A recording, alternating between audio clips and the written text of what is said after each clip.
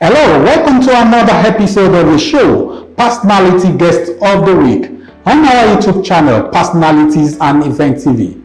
My name is Eniola Adesugba. Today, I have another personality on this show, a man I respect so much. He was a former commissioner for finance in Imo State, three-time House of Reps member, philanthropist of reputable. He is an honorable representing the good people of Okigwe Federal Constituency in Imo State. Please do join me as I welcome on the show today in no other person than Right Honorable DCN Chike Okafor. Sir, you are welcome on the show.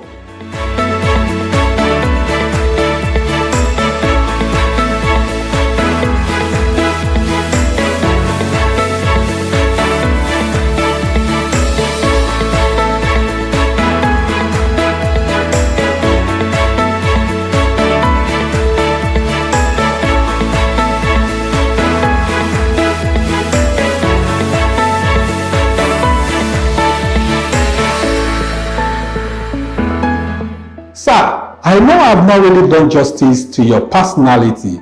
Who is Honorable DCN Chike Okafor John? Chike John Okafor is a man, I don't know whether he's a young man, from very humble beginning, born in the family of His Royal Highness as a Dr. John Ifeanyichukwu Okafor Ibe and Ugweze Victoria Adako Okafiebe Ni Iwu from Umoyocha kindred in Umuoke Kingdom, or sometimes we call it Umuoke Ancient Kingdom, in the Obo local government area of Imo State, southeastern Nigeria. I was born there after the war, immediately after the war, and that's who I am. And went to primary school in the village, community primary school in Umuoke, and then I started my higher school education in the same village, a school called Okenalogo Secondary Technical School, and then of course eventually went to St. Peter's Seminary, today in Okigwe Seminary, where they train priests.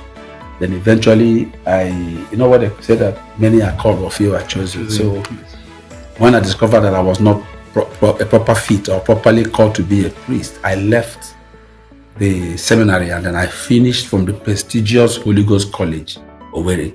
If you're from Imo State, you will know about Arugo. I'm an Arugo boy. I'm an old boy of Holy Ghost College. And then after I left secondary school, I started my tertiary education. Briefly at the Federal Polytechnic Nekede. Briefly, I said. Then from there, I went to the university, Imo State University, Owerri. I pride myself as one of the pioneer set of that university, Imo State. I studied economics, first degree, and after then I did my national youth service. I served in Oshobo, precisely. And then immediately after national youth service, I happened to be one of the few Nigerians who didn't spend so much time in the labor market. Because barely 3-4 months after national youth service, my career in banking kicked in. I started my banking career with the All States Trust Bank.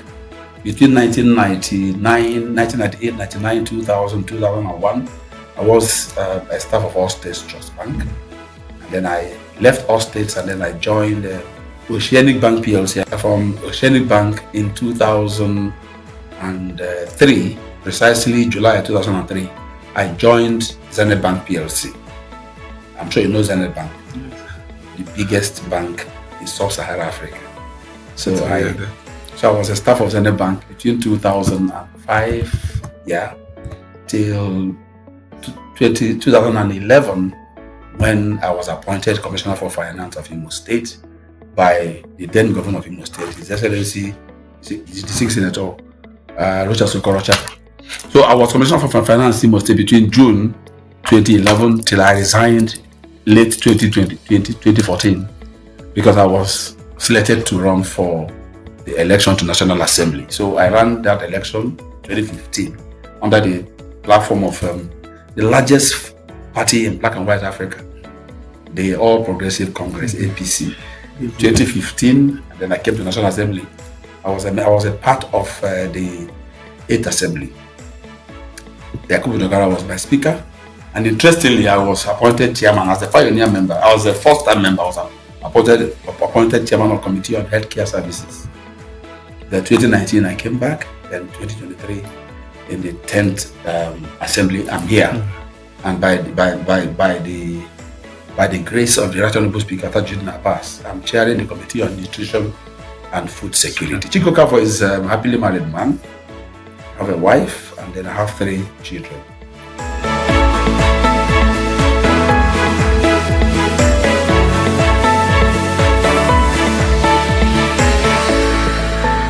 I wasn't inspired by anybody, anything. I didn't have any inspiration into politics. Politics happened by accident for me. I happened to be somebody who, because I had a very good burgeoning career in banking, I had an exciting career in banking at the time. I didn't think, I never believed I could find myself holding political office, either elective or appointive. It was the last thing I ever thought of growing up as a young man, because I felt there were some experiences I had, the very early experiences I had in this new democratic experience that was better in 1999. Where I lived in Owerri, that's part of Owerri called Aladema Housing Estate. That's where I lived as a young man. And then, of course, got married as a young married man. There's a primary school down the road, down my street, in Aladema, where I lived. We used to go to play Saturday football. So one of the days we went to play football, I saw a lineup of people, very prominent people who were living in my neighborhood. I saw them. Some PAMSEC serving, some retired. I said, what are they doing? They said they are queuing up to register for doing what they call voters registration. I said, what? People find time to go and do all this, queue up to vote, queue up to register for what? And then some other time we came to the table. Well, there was election. I think it was 2003 election, something. And of course, naturally, when there's election, there are restrictions on movements and all that. So I said, okay, I also want to play football with my other young men within the neighborhood. And the people were queuing up. I said, what are they queuing up to do? Queuing up under the sun to vote. And I had this impression that votes were never going to count. So I'm like, people are wasting their time to go register, and then also found time to go and queue to vote. It didn't make sense to me. So that's to the extent that I didn't like politics or in the electoral system until 2011. So what I'm trying to say is that I never thought of politics. It wasn't in my subconscious. I didn't think it was what I was going to do until the 2011 elections that created some upset in Imo State. Right? I was doing banking. I was a very senior management staff of Zenith Bank at the time. And in Imo State, particularly Owerri, you probably will not be able to succeed as a bank or a branch of a bank if you are not doing business with the government or public sector.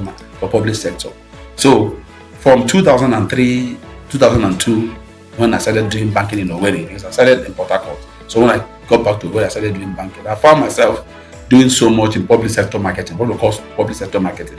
That means going after government funds, government accounts, and all that. So between 2003 and until 2011 election, I had grown my profile.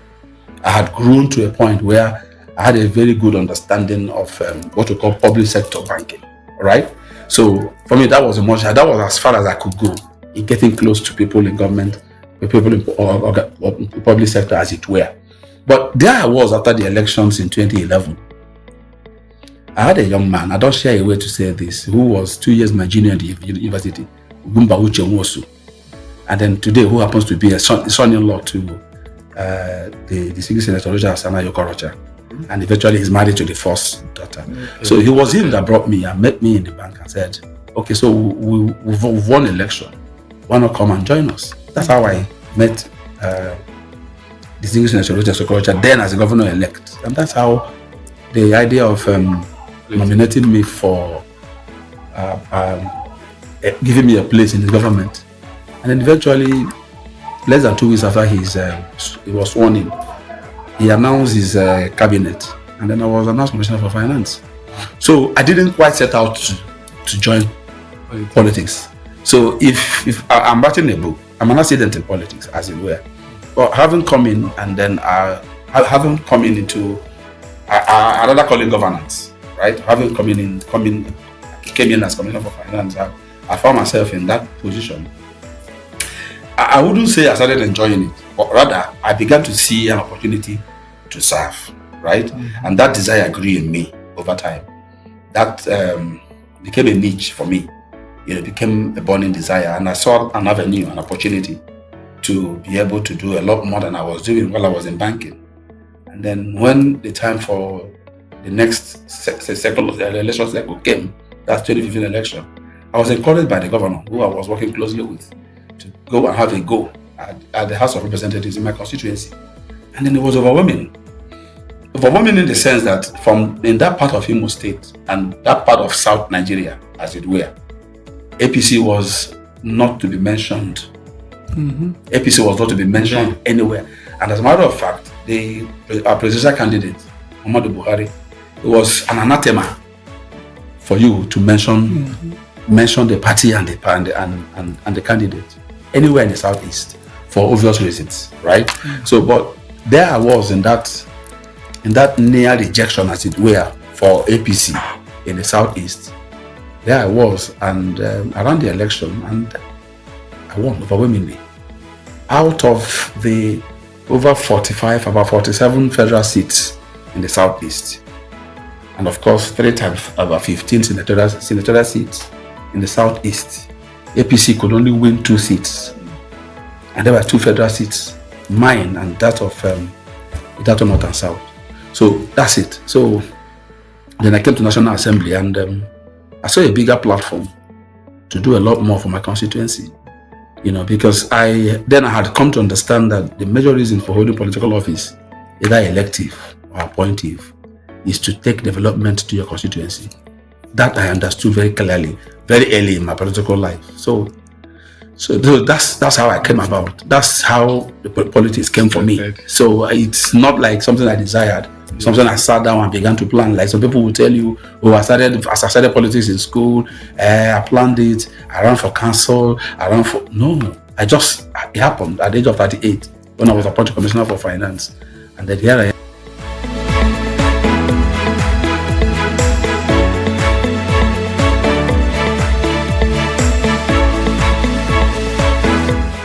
For me, empowerment, the real empowerment. You know what? Don't just give me fish to eat. Teach me how to fish. All right? So a lot of political office holders and politicians, or a lot of people understand empowerment to mean go and buy keke and then buy motorcycle and then do cash empowerment and all that. That's also part of it. I do a lot of that. In fact, I'm a champion of it. I'm the champion of it. I'm the champion of that in my constituency in Imo State. I'm the champion of that.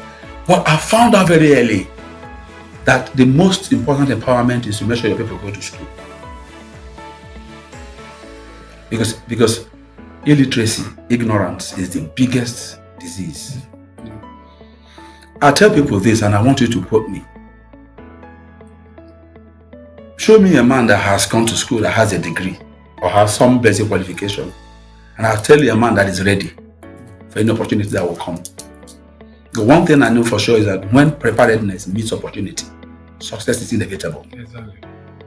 But when you are not prepared, opportunity shows up, you don't have the requisite qualification, then you are not even in you're not in a position where you can take advantage of opportunity that has been presented. As far back as 2010, I started paying for WAEC and JAM of kids in my immediate ward. So when you talk about empowerment, how much, you are youth empowerment, you're a champion of youth empowerment, all these things we do, every budget, we put money in Smedan, put money in border community, we do all that. The agencies will nominate a vendor, a contractor who will bring motorcycles, bring keke.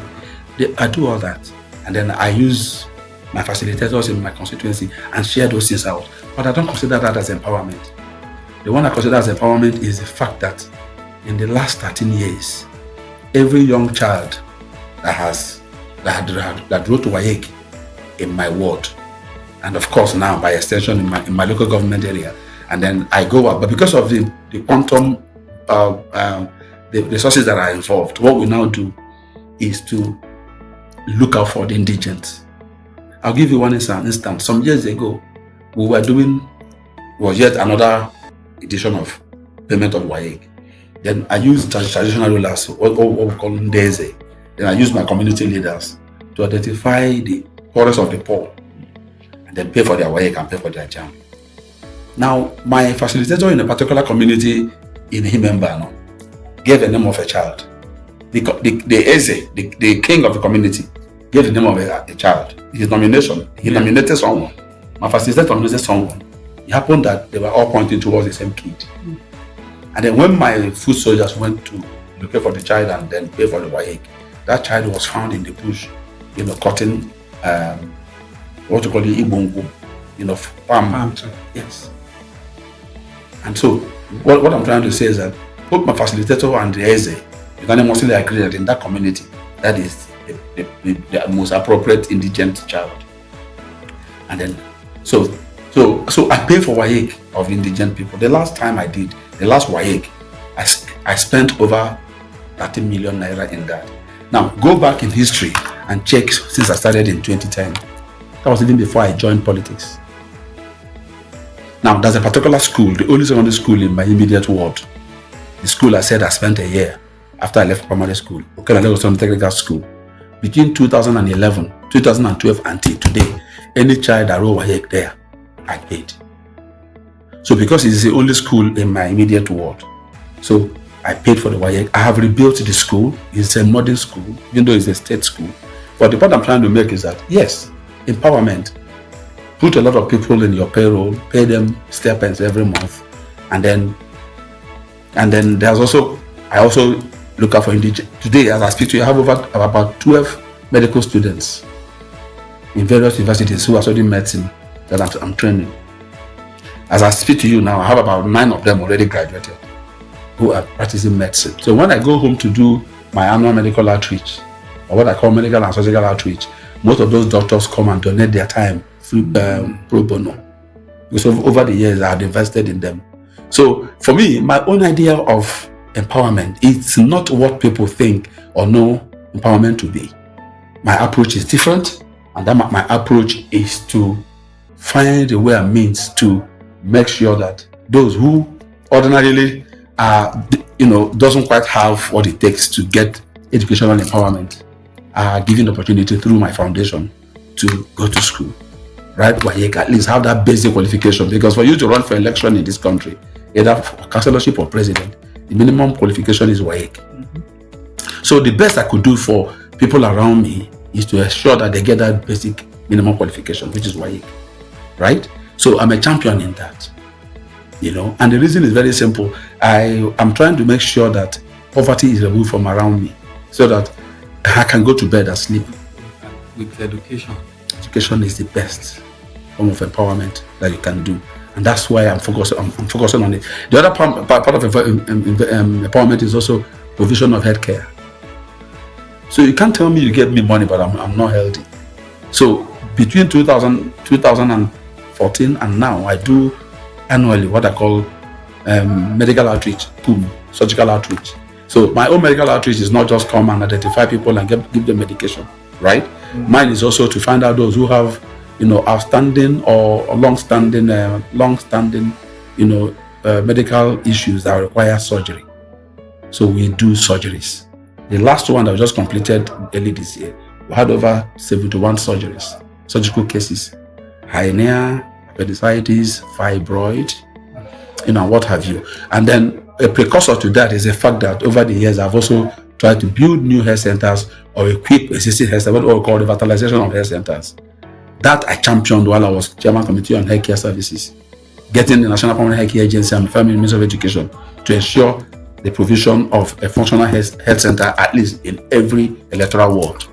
Well, while we tried to do that across the 36 states, I made sure that enough of that was provided in my constituency.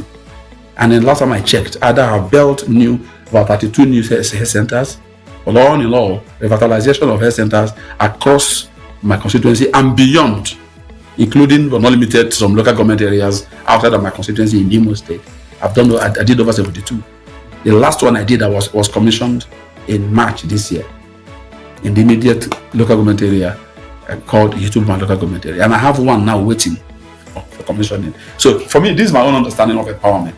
Provide a platform for the indigent people to go to school and acquire minimum education. Also provide health facilities within the constituency, and then my annual medical outreach so that people can have health.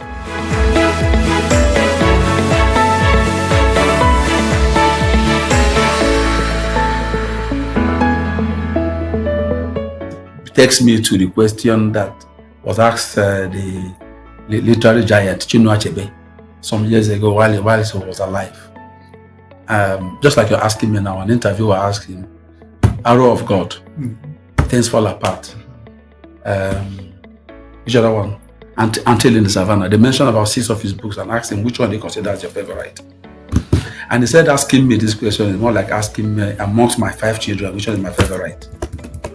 I have quite a number of views, but the one I'm pursuing now that I think that I want the National Assembly before the end of this 10th house to consider is one that I'm championing to extend maternity leave from 3 months to 6 months. The first time it was read in the floor, it got some knocks, and the speaker said, "Can we step it down and revisit it again?"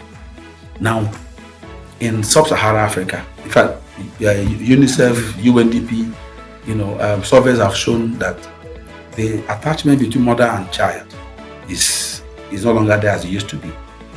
Now, what this organization, WHO, will insist that you should breastfeed your baby minimum of 6 months. Yeah. So now exclusive breastfeeding. Yes, I'm glad you know that. Exclusive breastfeeding. How would you do that when you're supposed to resume work after 3 months? How would the mother be able to do that? So I'm championing a bill today. It has passed first reading. We're waiting for second reading, but the first time it came up, it got some knocks.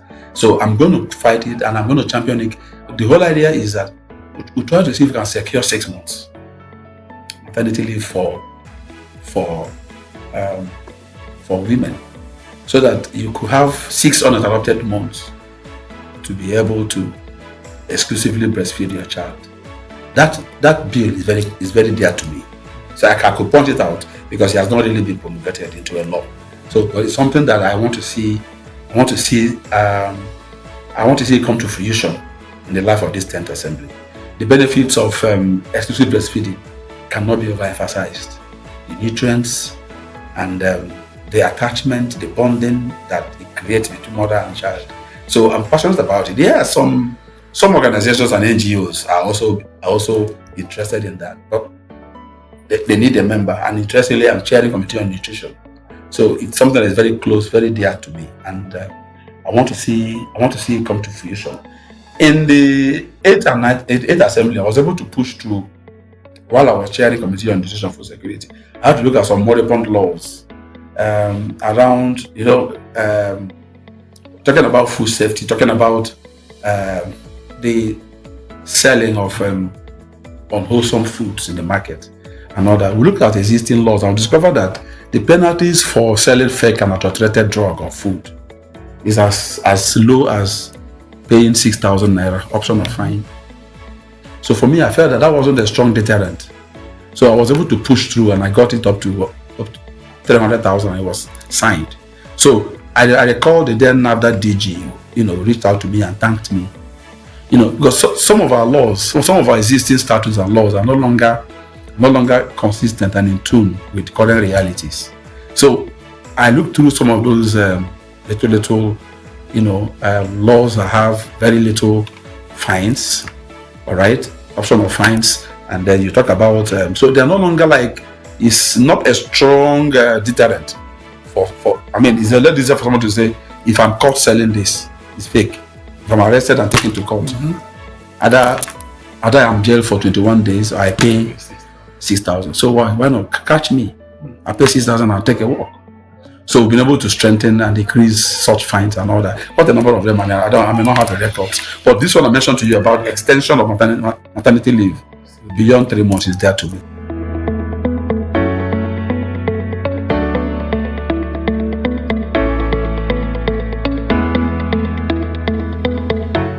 That is taking me to my private life in terms of investment. Yeah, but let me say this. When during the military era, when I was leaving primary school to secondary school, there were these interruptions in the educational system then in the country.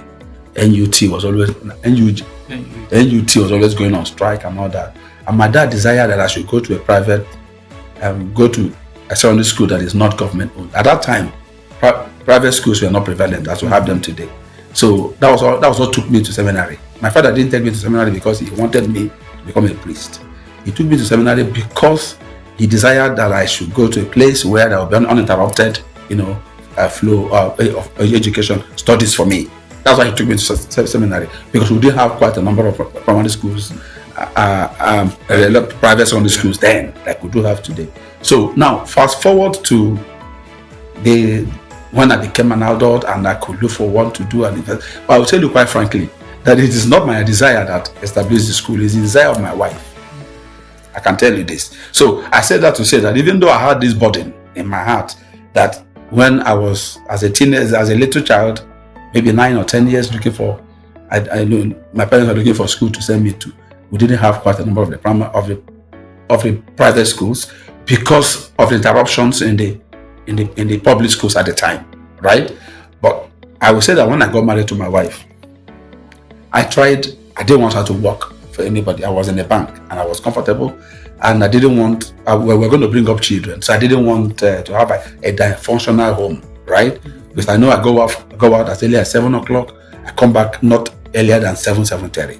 So, and then where we were living then, where except probably she goes to do working, civil service and all that. So we're looking for business for her to do. I'll tell you this, I'm sure if she watches this, she will be very happy. I took her to United Kingdom. I spent money about £6,000. She bought shoes and handbags to come back and sell. We got back from that trip. I was a very young banker, middle level banker. So I said, okay, I invested £6,000 pounds. So maybe you probably do the maths and do the conversion. Probably be looking at a couple of millions that I invested. The business of buying and selling. Yeah. So I was looking forward to having her at least recover my investment, my capital. I discovered that my wife was giving out the shoes and bags to pastors. And so I tried that the second time and I discovered that that wasn't her passion. Now, at some point I got interested, I got some money. I said, okay, let me open a pharmaceutical shop. Okay, so maybe of course you have to get a pharmacist to use to register the business. I was in the verge of doing that. I discovered that she wasn't interested. I tried a couple of other businesses. I tried to set up a farm. My father has a farm. I tried to see if I can also put some money in it. I discovered my wife was not interested in that. But I recall that whilst we were courting to marry, she was an undergraduate in one of the universities in the southeast. Each time I visited her on a Sunday to see her, they would tell me she's in the school chapel. I would go there. She wouldn't be in the main auditorium of the chapel. She would be in the children's church. That I also noticed. But it didn't make sense to me. So after we got married and in our local church, I discovered that she has passion and interest in the welfare of kids. So she was easily driven or attracted to the children's church. So when on her own, she woke up sometime, I can't remember when again, 2013 or thereabout, and said she wants to start a school. Okay, she rented a place. And then my friends, my very close friends, I will always look back and I said the story of this school will be told. I think 14 kids. 14 kids. Mine, 3. My younger brother brought 1. My very close friends brought their children. My wife started that school with about 12 or 13 kids. And today we're looking at over 2,000 pupils, both from primary to secondary. So basically, it is my wife's passion. All right, but then it also gives me an opportunity to also pursue my empowerment, understanding of empowerment. Because there are quite a number of the children from families who are probably not disposed at the moment or at the time, the given times to pay fees pay fees. But we make sure that quite a number of children who ordinarily probably could not afford that level of or standard of education. So, but we enroll them. So we have quite a number of kids. So it's an opportunity, an avenue also for me to look around me, not just my constituency, look around me and see families or kids who have the intellect and who should be enrolled in such schools, but because of cost, may not be able to afford it. So we give them a new opportunity to do that at little or no cost.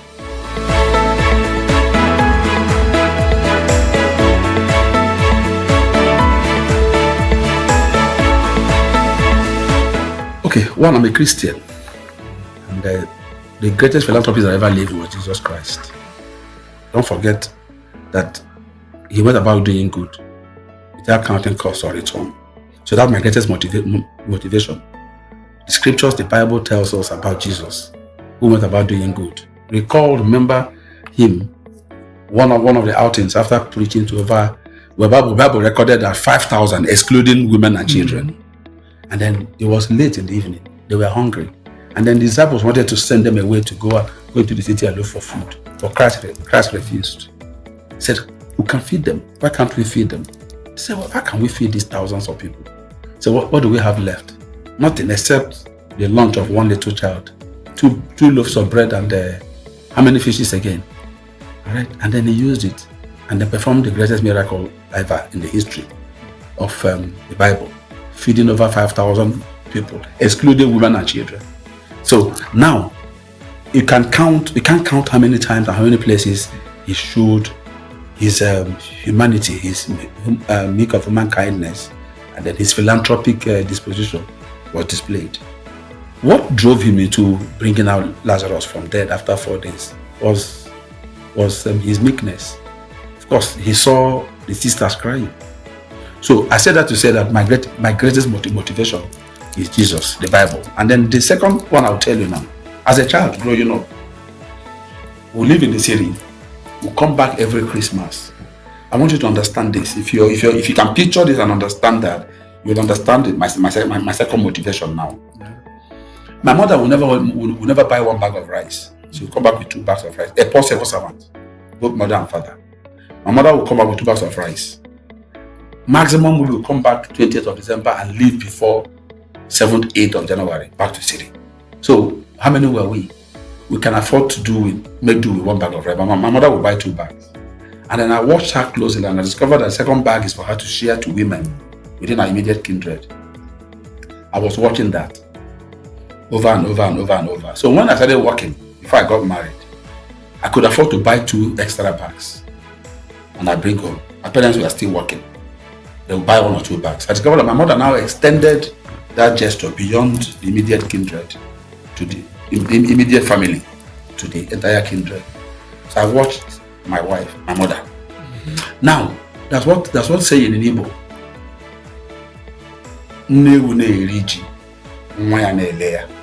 Simply interpreted. When the mother goat is eating yam, the baby goat is watching. Mm-hmm. Right? So that was very early inspiration that I got from my parents. Yeah. All right. So, and I saw the joy those women would come. My mother would they would come to my compound, maybe on the 25th morning, as soon as before we go to church for Christmas. My mother would call them and then bring that bag of rice and use small things to share it among the women. And I saw them blessing my family. I saw them saying, "Machiko gadege nama." My name is Chike. So Machike, to be well with you. You will not lack. Your children will not lack. I was a child, so I was watching that. I saw that joy. I saw the excitement that created. It smiles into people. So that was another motivation. Wow. So when I got married, and I saw my wife also. So it was not my mother. It was not my wife. My wife would come back with 2 or 3 bags and we'll be sharing it, and I saw that excitement. And then while I was also in the banking, I discovered that my wife will always buy a little more food and call the children within the community, kindred, and celebrate them, cook and give them. So the point I'm trying to make is that my 2 major motivations are what I said to you as a Christian. We're enjoined to do this. Whatsoever you do to the least of my brothers, that you do unto me. Mm-hmm. This is scriptural. Yeah. And then in Catholic Church in those days, we used to sing it in a song. Whatsoever you do to the least of my brothers, that you do unto me. When I was hungry, you gave me to eat. When I was naked, you gave me your clothes. Now enter into the home of my father. That was my first motivation, scripturally speaking. Then I saw my mother, my father living not just for themselves, but living for the extended family. So that was embedded in my spirit over the years. I had a lot more resources to do a lot more. And I started doing, and I've had a lot of motivations. I'll share one. I will end the answer to this question with this last one. 3 years ago, we were doing a by-election in my senatorial zone. That was 2020. 5 years ago, we lost our senator. Senator Ben Wajubogu died. He died in December 2009. He was buried in January. So INEC was conducting another election to fill that vacancy. This is very instructive. Now, the candidate of my party, who later became the senator, Frank Ibezim, was coming for rally in my constituency, in my ward. Then I had a friend of mine from Obu, my brother, Attorney Henry Napu. He's based in Houston. He came home and joined me to the rally. That was a few days to the election. He joined me to the rally in my immediate ward. That ward has 3 communities. It's one of the largest wards in my constituency. It has 3 communities. My community, Umuoke, where I come from. The next community, where I married from. And my father's maternal home. And then another community. 3 communities. So we did the rally in one field. In another community, not my own community. Or where my wife comes from. And after the rally, which ended very late in the evening, I'm driving somewhere now. I want you to understand another motivation. So every inch of the way in my adult life, I found out that it wasn't a mistake doing that part of philanthropy. It wasn't a mistake. It pays. Mm-hmm. So, and what I'm telling you now is one of the benefits. So we finished the rally. I got into my car. My friend jumped into the car. We drove off. We had hardly left the field. He said, his glasses fell off. Very expensive Tommy Hilfiger. Mm-hmm. And it was medicated. So as we were driving, I saw, he said, my glasses. Oh, I said, did it cost so much? He said the frame alone is $1,200.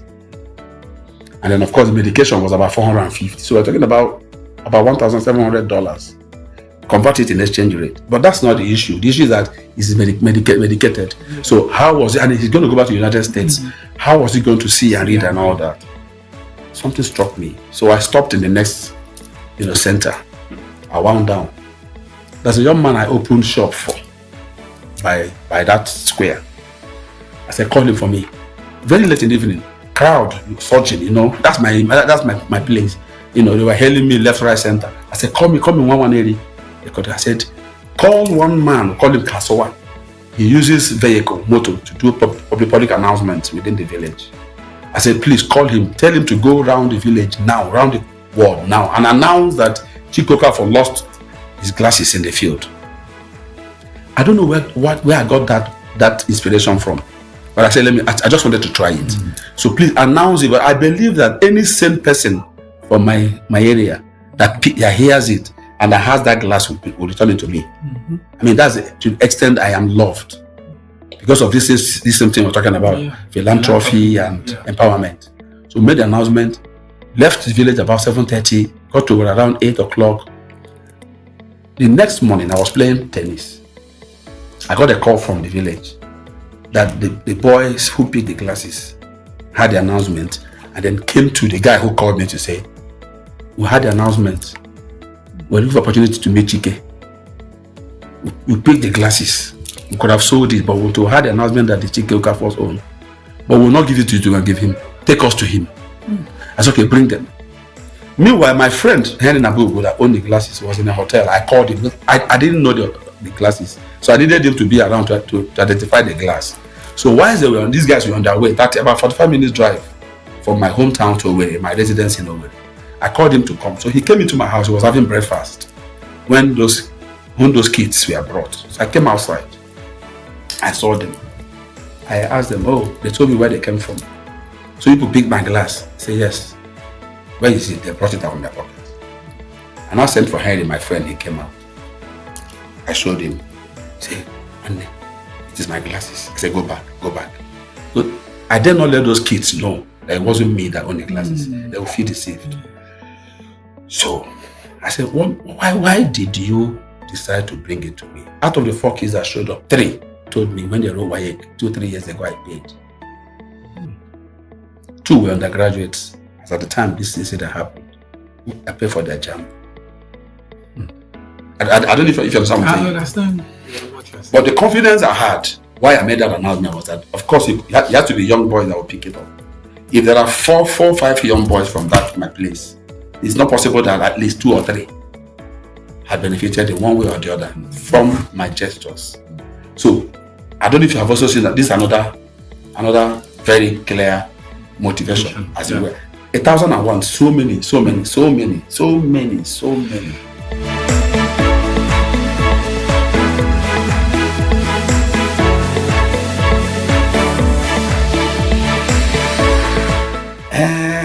I will more than the member no to Obama Obu Federal Constituency. Ghana bo Okiwe South. I will know bo. Yam ga-agba ndị ụlọ anyị du ya anyị wụ unu aṅụ na ngwụ ọbụ na-abịa. Unu were tụkwasị obi na ọchịchị APC nke Senator Bola Ahmed Tinubu na nke gọvanọ anyị nọ n'ala na-achị ala Imo steeti wụ Senator Hope Uzodimma. Ama m na isi akwa nakwa ga-ekeri ya. Mana ije na-aga na-adị mma. Ọ na-ebido ọ na-ara ahụ na mbido. Obodo anyị Nigeria adịghị otu anyị chere, mana eji m aka na unu ma ewe eziokwu na gọọmenti anụ ugbu a nke nọ n'Abuja ma nke nọ n'Owerri. Ụmụ nwere ihe m ga-agwa gị ndị mmadụ abụọ nwere in common, to use the word, wụ na ha wụ ndị ọ na-anụ ọkụ n'obi ime ka obodo dị mma. Ihe m na-agwa unu ndị ụlọ anyị na ikpeazụ unu were ekpere were nchekwube nọgide gọọmenti anyị nke nọ n'Abuja na nke nọ n'Imo steeti. Ọ ga-adịrị anyị mma, ọ ga-adịrị Nigeria na mma, ọ ga-adịrị Imo steeti na mma, ọ ga-adịrị ala ihe memba nọ na mma, ọ ga-adịrị Hituboma na mma, ọ ga-adịrị Obowo na mma, ọ ga-adịrị anyị na mma n'aha Jesus. Amen. This is where we're going to draw the curtain for this week's episode of the show, Personality Guest of the Week, on our YouTube channel, Personalities and Event TV. Special thanks to all our viewers, and special thanks to all the guests that are featured on this show. And to my guest today, sir, thanks for coming on the show. Till I come your way again, my name will remain Eniola Adesugba. Like I do say, stay out of trouble. Nigeria shall be great again. Bye for now.